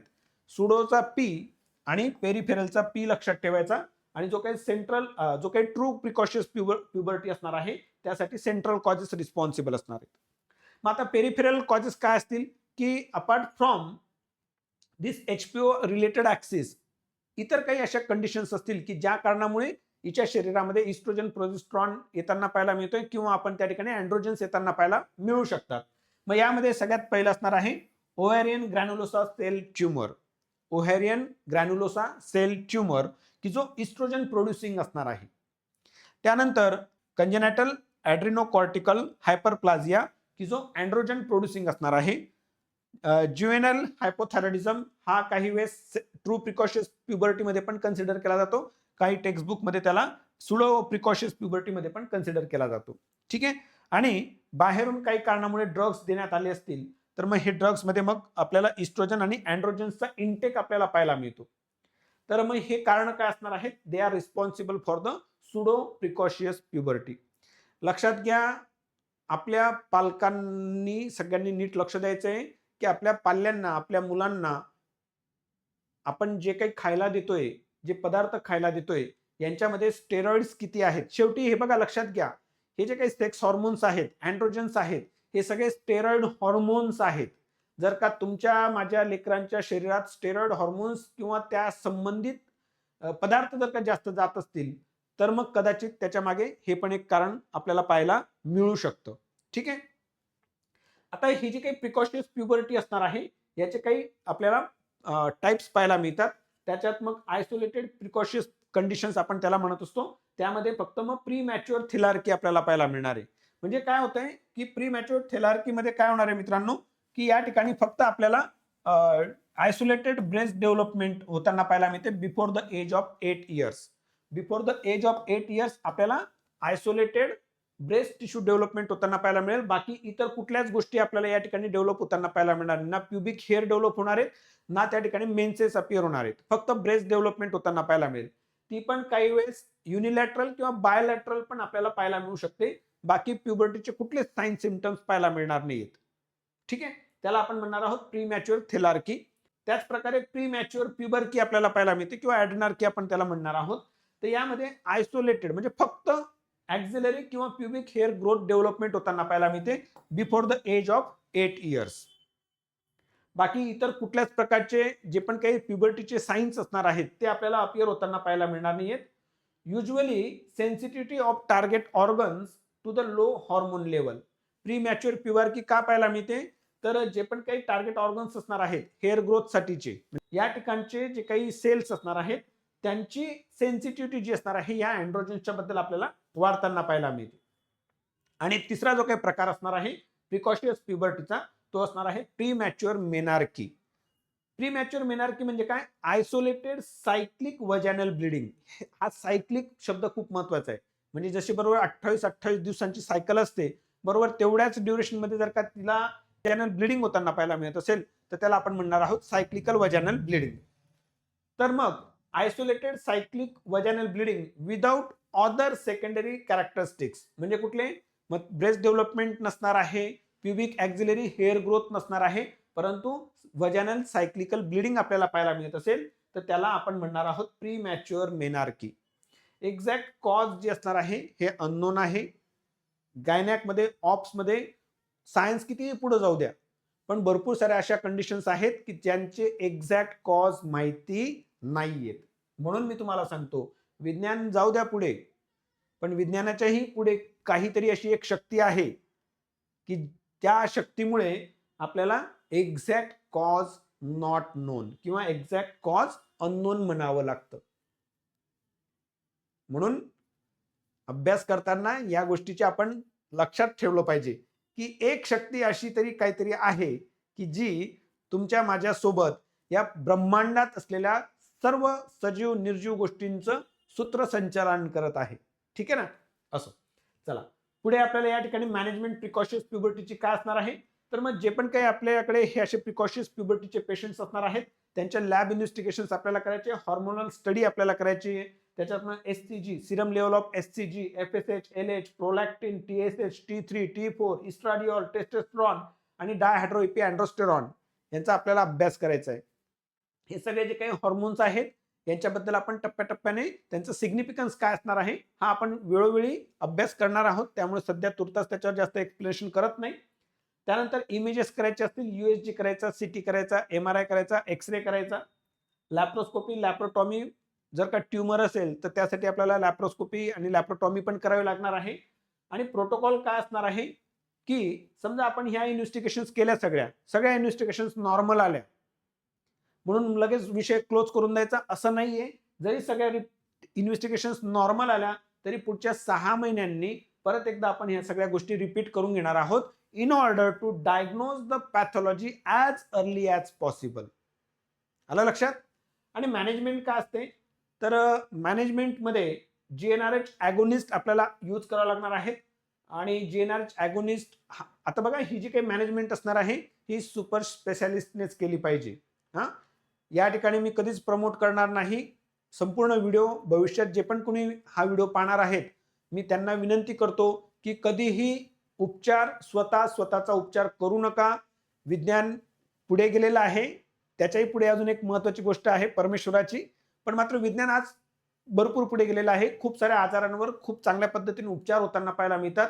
म्हणून इथं जी पण काही मॅनेजमेंट सांगेल ही स्वतःचा उपचार करू नका.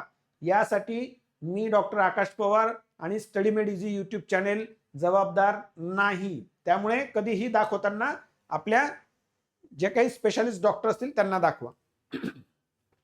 इथं फक्त एज्युकेशन पर्पज हे सगळी माहिती दिली जाते. लक्षात घ्या, मेडिकल स्टुडंटला माहिती देण्यासाठीच इथं माहिती शिकवली जाते किंवा समजून सांगितलं जाते. फर्स्ट लाईन मॅनेजमेंट काय असणार आहे, तर जीएनआरएच अॅगोनिस्ट द्यायचे, डाऊन रेग्युलेशन करतात. जीएनआरएच अॅगोनिस्ट दिल्या कारणामुळे ते जीएनआरएच रिसेप्टरला स्टिम्युलेट करत असतात. जीएनआरएच रिसेप्टरचं डाऊन रेग्युलेशन होतं आणि डाऊन रेग्युलेशन झाल्या कारणामुळे हायपोगोनॅडिझम आपल्याला होताना पाहायला मिळतो. आता हे डाऊन रेग्युलेशन काय आहे हे फार्मॅकमध्ये शिकायला भेटतं आपल्याला. ठीक आहे. आता हे जे काही जीएनआरएच अॅगोनिस्ट असणार आहे up to the age of 12 years दिले जाणार आहेत. या कारणामुळे जे पण काही सेकंडरी सेक्शुअल कॅरेक्टरिस्टिक्स डेव्हलप होतात त्यांचं रिग्रेशन आपल्याला होताना पाहायला मिळतं. ग्रोथ जी असणार आहे ही स्लोली आपल्याला वाढताना पाहायला मिळणार आहे. सेकंड लाईन मध्ये या ठिकाणी मेड्रॉक्सी प्रोजेस्टेरॉन ऍसिटेट जो असणार आहे हा यूज केला जाणार आहे. तो आपल्याला त्या ठिकाणी मेन्सेस आणि ब्रेस्ट सप्रेशन करताना पाहायला मिळतो. स्केलेटल ग्रोथवर कुठल्याच प्रकारे ऍक्शन्स प्रोड्यूस करणार नाहीये. किंवा याच्याऐवजी डायनोझॉल आपण यूज करणार आहोत आणि पेरिफेरल कॉजेस जे पण काय असतील ते आपल्याला या ठिकाणी मॅनेज करायचे असणार आहे. यानंतर पुढचा भाग आपल्याला समजून घ्यायचा आहे प्युबर्टी मेनोराजिया. ठीक आहे. तर प्युबर्टी मेनोराजिया काय असणार आहे, it is a heavy irregular and scanty periods are common in अडोलेसन्स.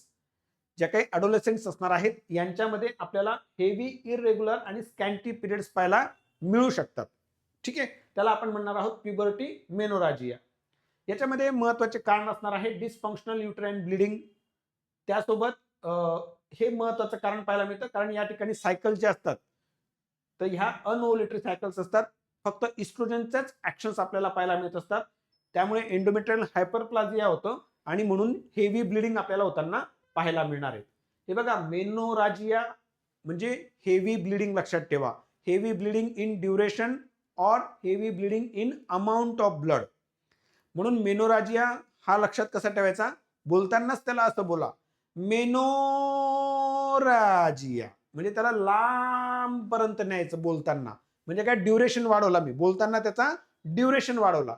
जर का मेन्सेसचा ड्युरेशन जास्त असेल किंवा बोलताना पण मी माझ्या साऊंडचा आवाज जो होता हा वाढवला, मेनोराजिया म्हणजे व्हॉल्यूम वाढवला.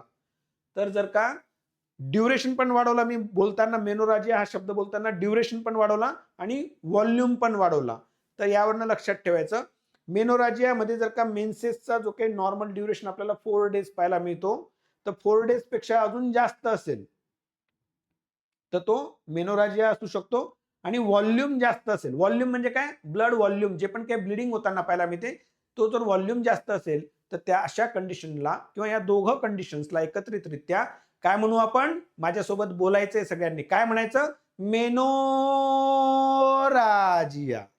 ठीक आहे. हे खूप महत्वाचे, बऱ्याच साऱ्या टर्म्स असतात हे अशा आणि लक्षात राहत नाही, म्हणून मी अशा पद्धतीने लक्षात ठेवले. ठीक आहे. त्याच्यानंतर इतर काय कॉजेस असणार आहेत, तर मग पीसीओएस असू शकतं, थायरॉइड ॲबनॉर्मॅलिटीज असू शकतात, इतर हिमॅटोलॉजिकल कॉजेस असू शकतात. त्याच्यात आयटीपी असणार आहे, ल्युकेमिया असू शकतात, पेल्विक पॅथॉलॉजी आपल्याला पाहायला मिळू शकतात, फायब्रॉइड युटेरस किंवा ओव्हॅरियन ट्यूमर पण आपल्याला पाहायला मिळू शकतो. त्यामुळे आपल्याला प्युबर्टीमध्ये मेनोराजिया पाहायला मिळू शकतो. त्यासोबत डायग्नोसिस काय करायचं तर प्रॉपर हिस्ट्री, फिजिकल एक्झामिनेशन करायचं असणार आहे.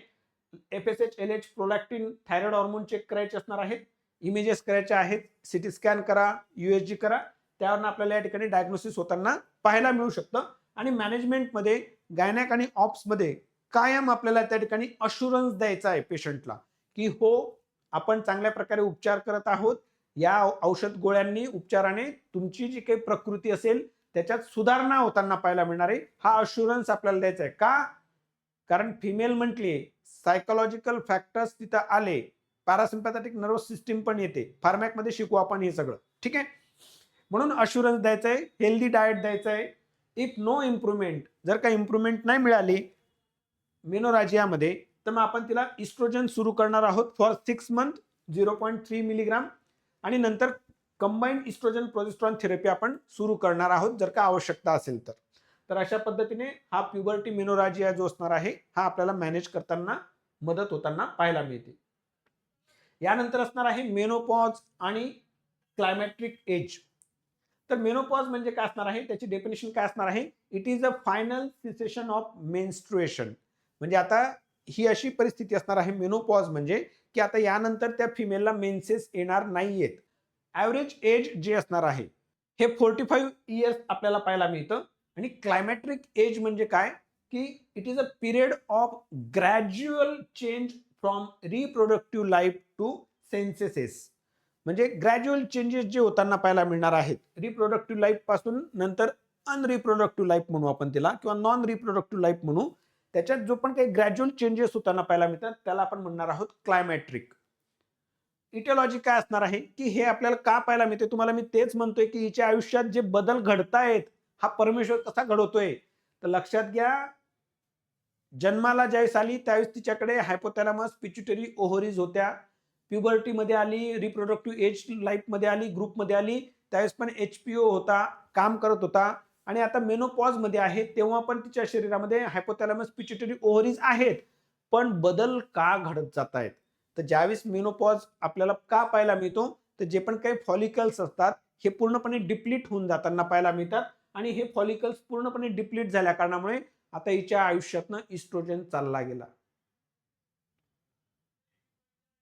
किती जबरदस्त घटना घडते. आला इस्ट्रोजन तिच्या आयुष्यात, त्यामुळे इस्ट्रोजन आल्या कारणामुळे तिच्या शरीरात खूप सारे बदल घडले. आणि इस्ट्रोजन गेल्या कारणामुळे पण बदल घडणार आहेत. तर ही त्याच्या मागची कारणं असणार आहेत. तर मग काय काय चेंजेस आपल्याला होताना पाहायला मिळू शकतात मेनोपॉज मध्ये. इस्ट्रोजन गेल्या कारणामुळे काय काय होऊ शकतं, तर वेट डिक्रीज होताना पाहायला मिळतं. स्किनची इलेक्ट्रिसिटी जी असणार आहे ही आपल्याला कमी होताना पाहायला मिळते. रिंकल्स जे असणार आहेत, सुरकुत्या ज्या असणार आहेत या आपल्याला पाहायला मिळतात. यासोबत बोन्स जे असतात, बोन्स मधला कॅल्शियम मेटाबॉलिझम जो पार्ट असतो इस्ट्रोजनमुळे जो आपल्याला पाहायला मिळतो, तर कॅल्शियमचं प्रमाण कमी होताना पाहायला मिळतं. म्हणून ऑस्टिओपोरोसिस आपल्याला होताना पाहायला मिळतं. आणि मग फ्रॅक्चर्सचे प्रमाण पण आपल्याला मेनोपॉज नंतर वाढताना पाहायला मिळतं. फक्त एवढाच विषय नाहीये या ठिकाणी. आफ्टर मेनोपॉज हे बघा सीव्हीएस मध्ये या ठिकाणी दाखवलंय की आफ्टर मेनोपॉज जे पण काही इस्चेमिक हार्ट डिसीजचे इन्सिडेंट्स असतात हे आपल्याला मेल आणि फिमेल मध्ये सारखेच पाहायला मिळतात. पण सुंदरता काय, परत एकदा मी सांगतो की परमेश्वराने इस्ट्रोजनच्या फॉर्म मध्ये कसं तिला कवच कुंडल दिलंय. ज्यावेळेस तिच्या आयुष्यात इस्ट्रोजन असतो तेवढ्या त्या रिप्रोडक्टिव्ह एज ग्रुपमध्ये अशा बायकांना, अशा फिमेल्सला आपल्याला इस्चेमिक हार्ट डिसीज पाहायला मिळत नाहीत. त्याच्या मागचं कारण काय, तर हा इस्ट्रोजन हिच्या शरीरातलं जे काही गुड कोलेस्ट्रॉल असणार आहे, ज्याला आपण एचडीएल कोलेस्ट्रॉल म्हणत असतो, हाय डेन्सिटी लायपोप्रोटीन्स म्हणत असतो, यांचं प्रमाण जास्त ठेवतो. कोण, इस्ट्रोजन. आणि त्याच वयोगटातला जर का पुरुष असेल तर तो तिथं बिचारा अटॅक बिटॅक येऊन आपल्याला हॉस्पिटलमध्ये ऍडमिट झालेला पाहायला मिळणार आहे. परंतु इथं या स्त्रीला परमेश्वराने किती सुंदरता दिली, किती छान प्रोटेक्ट करतोय. पण मात्र ज्यावेळेस आता हिच्या आयुष्यातनं इस्ट्रोजन चालला जातोय आफ्टर मेनोपॉज, तर इस्ट्रोजन गेल्या कारणामुळे आता हिच्या शरीरात इस्ट्रोजन नसल्या कारणामुळे एचडीएल कोलेस्ट्रॉलचं आपल्याला ॲबनॉर्मॅलिटी पाहायला मिळू शकते. आणि याच कारणामुळे पोस्ट मेनोपॉझल एज ग्रुप मधली फिमेल ज्या एजची असेल त्याच एजचा जो माणूस असणार आहे, जो मेल असणार आहे, त्या मेलमध्ये जितकी इस्चेमिक हार्ट डिसीजची रिस्क जितकी असेल तितकीच रिस्क या पोस्ट मेनोपॉझल फिमेलमध्ये पण आपल्याला पाहायला मिळते. म्हणून तर म्हणतोय मी सारखं सारखं की परमेश्वराने या स्त्रीला खूप जबरदस्त शक्ती दिलेली आहे. आलं लक्षात? त्यासोबत जेनेटल ऑर्गन्स मध्ये पण चेंजेस आपल्याला होताना पाहायला मिळतात. जे पण काही आपले युटेरस असणार आहे, ओव्हरीज असणार आहेत, वजाना असणार आहेत, यांच्यात आपल्याला ॲट्रोपी होताना पाहायला मिळत असते. तर आणि काही वेळेस युरेथ्रायटिस पण आपल्याला होताना पाहायला मिळतो. ॲट्रोपिक युरेथ्रायटिस म्हणतो. हे इस्ट्रोजनमुळे होताना पाहायला मिळतं. आणि इथं इस्ट्रोजन कमी झाल्या कारणामुळे, कारण आता काय झालं, ग्राफिन फॉलिकल्स नाही आहेत. फॉलिकल्स नसल्या कारणामुळे आपल्याला या ठिकाणी इस्ट्रोजन मिळत नाहीये. आणि इस्ट्रोजन मिळत नसल्या कारणामुळे जो निगेटिव्ह फीडबॅक बसत होता वरती, म्हणजे हायपोथॅलॅमस आणि पिट्युटरीवर, तो आता आपल्याला पाहायला मिळत नाही. आणि तो नसल्या कारणामुळे या ठिकाणी फिमेलच्या शरीरामध्ये एफएसएच आणि एलएचचं प्रमाण वाढताना पाहायला मिळतं. आलं लक्षात? तर हा अशा प्रकारचा मेनोपॉज आणि क्लायमॅट्रिक एज असणार आहे. क्लिनिकल फीचर्स काय असणार आहे ते आपल्याला समजून घ्यायचे. प्री मॅच्युअर मेनोपॉज पण आज आपल्याला या ठिकाणी समजून घ्यायचं आहे. तर हे जे काही क्लिनिकल फीचर्स असणार आहेत कुणाचे, मेनोपॉजचे किंवा क्लायमॅट्रिक एजचे, तर ते आपल्याला या ठिकाणी क्लासिकल सिम्पटम असणार आहे हॉट फ्लशेस. म्हणजे अचानकपणे शरीरात असं घाम चालायला लागतो किंवा उष्णता, गरमाट ज्याला आपण म्हणत असतो, तशी त्या स्त्रीला वाटायला लागत असते, कारण इस्ट्रोजनचा सपोर्ट कमी होऊन गेलेला आहे या कारणामुळे. साधारणतः दिवसातनं 5 ते 10 वेळा तिला अशा प्रकारचा अचानक खूप हॉट फ्लशेस ज्याला म्हणत असतो तसं आपल्याला वाटत असतं आणि ते 1 ते 2 मिनिटांकरता आपल्याला पाहायला मिळतं. कारण काय असणार आहे तर मी तुम्हाला सांगितलं याच्या मागचं कारण इस्ट्रोजनचा विड्रॉल आपल्याला पाहायला मिळतो, वस्क्युलर इनस्टॅबिलिटी पाहायला मिळत असते. ठीक आहे. अदर सिम्पटम्स काय असणार आहेत, इन्सोमनिया असणार आहे, एन्झायटी असणार आहे, मूड चेंजेस आपल्याला पाहायला मिळतात, जॉईंट पेन्स होताना पाहायला मिळतो, वजायनल ड्रायनेस आपल्याला पाहायला मिळणार आहे, युरिनरी डिस्टर्बन्स आपल्याला पाहायला मिळतो. का तर इस्ट्रोजन चालला गेलेला आहे आता, बरोबर आहे. आणि मेन्स्ट्रुअल पॅटर्न जो असणार हे खूप महत्वाचं आहे. मेन्स्ट्रुअल पॅटर्न जो असणार आहे मेनोपॉजच्या वेळेस तर प्रोग्रेसिव्ह स्कॅन्टी मेन्सेस असणार आहे. म्हणजे पहा नीट लक्ष घ्या. सुरुवातीला पण ज्यावेळेस तिला मेन्सेस अपिअर झाल्या तर सुरुवातीलाही तिला स्कॅन्टी आणि इरेग्युलर मेन्सेस होत्या. सुरुवातीला स्कॅन्टी मेन्सेस होत्या आणि त्याचप्रमाणे मेनोपॉजच्या वेळेस पण प्रोग्रेसिव्ह स्कॅन्टी मेन्सेस अपिअर होताना पाहायला मिळतात. प्रोलॉंग इंटरव्हल होणार आहे. म्हणजे जर समजा पहिले 28 डेजची सायकल होती, आता ती 30, 35, 40 डेज अशी सायकल आपल्याला हळूहळू प्रोलॉंग होताना पाहायला मिळेल किंवा काही फिमेल्समध्ये सडन मेन्सेस डिसअपिअर होताना पाहायला मिळणार आहेत. तर हा अशा प्रकारचा आपल्याला मेन्स्ट्रुअल पॅटर्न पाहायला मिळतो. मॅनेजमेंट काय करायची असणार आहे, मेनोपॉजची पण मॅनेजमेंट लागते काही फिमेल्समध्ये. तर लाईफस्टाईल मॉडिफिकेशनमध्ये आपल्याला त्या ठिकाणी जे काही डेली रुटीन असणार आहे त्याच्यात इम्प्रूव्हमेंट करायची असणार आहे. पेशंट एज्युकेशन करायचं असणार आहे की ही नॉर्मल गोष्ट आहे, ही आपल्याला प्रत्येक फिमेलमध्ये होताना पाहायला मिळते. अशा प्रकारे तिला समजून सांगायचं आहे. का होतं ते पण समजून सांगायचं. हॉर्मोनल रिप्लेसमेंट थेरपीची आवश्यकता भासू शकते. ते डिपेंड करतं की सिव्हिरिटी किती आहे सिम्पटम्सची त्याच्यावर. आणि त्याच्यानंतर मेडिटेशन खूप महत्वाची गोष्ट. मेडिटेशन आपल्याला या ठिकाणी तिला ऍडवाइस करायचं असणार आहे. कॅल्शियम सप्लिमेंट द्यायची असणार आहे, व्हिटॅमिन डी चालू ठेवायचं आहे, आयरन फोलिक ऍसिड सप्लिमेंटेशन करायचं आहे, डिवर्मिंग करायची असणार आहे. ठीक आहे. आणि त्यानंतर premature menopause. Premature मेनोपॉजची डेफिनेशन काय असणार आहे, menopause before age of 35 years. 35 वर्षाच्या आत जर का मेनोपॉज झाला तर त्याला आपण म्हणणार आहोत प्री मॅच्युअर मेनोपॉज. हा इरिव्हर्सिबल असणार आहे आणि या कारणामुळे एफएसएचचं प्रमाण वाढताना पाहायला मिळेल. हालाकी एफएसएचचं प्रमाण मेनोपॉज नंतर जो नॉर्मल म्हणजे एका विशिष्ट वयात आपल्याला मेनोपॉज होताना पाहायला मिळतो नियर अबाउट 45 इयर्स, त्यानंतर पण आपल्याला त्या फिमेलच्या शरीरामध्ये एफएसएचचं प्रमाण वाढतानाच पाहायला मिळणार आहे.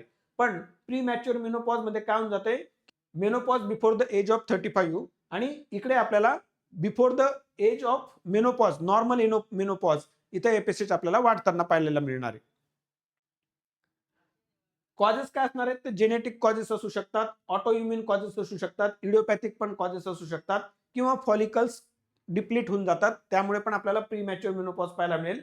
मॅनेजमेंट काय असणार आहे, प्रोलॉंग हॉर्मोनल रिप्लेसमेंट थेरपी द्यावी लागणार आहे up to the age of 45. Cyclical oral contraceptive in initial days. आपल्याला सायक्लिकल पद्धतीने आपल्याला त्याला ओरल कॉन्ट्रासेप्टिव्ह त्या फिमेलला द्यायची असणार आहे. तर एकंदरीत आज आपण ह्या सगळ्या गोष्टी या ठिकाणी शिकलेलो आहोत, समजून घेतलेल्या आहेत. तुम्हाला जर या टॉपिकशी संबंधित काही अडचणी असतील, काही क्वेरीज असतील तर तुम्ही चॅट बॉक्समध्ये त्या ठिकाणी कमेंट्समध्ये कमेंट्स करा. त्यासोबत हा व्हिडिओ तुमच्या सर्व मित्रमैत्रिणींना शेअर करा. Thank you so much.